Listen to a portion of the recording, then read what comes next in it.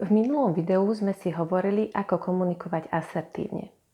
Okrem spomínanej agresivity a pasivity však existuje ešte jedna cesta a možno si ju niekedy volíte aj vy sami a ani o tom neviete.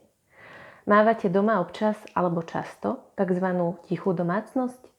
Mlčanie, ignorovanie, irónia, sarkazmus či tiché tresty môžu niekedy bolieť viac ako hlučná hádka. Sú prejavom pasívnej agresie a od asertivity majú ďaleko.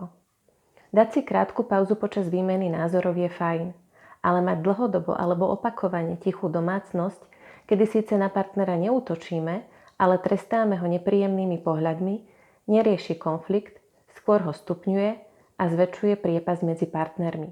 Ako koučka sa počas terapeutických coachingov v našej poradni stretávam s tým, že partneri o svojich problémoch dlhodobo nekomunikujú veľmi často.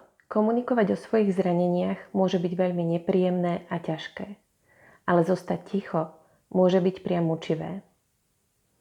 Sledujte celostné zdravie pre viac poznatkov z psychosomatiky, psychológie a coachingu. Zdieľaním našich videí nám pomáhate pomáhať.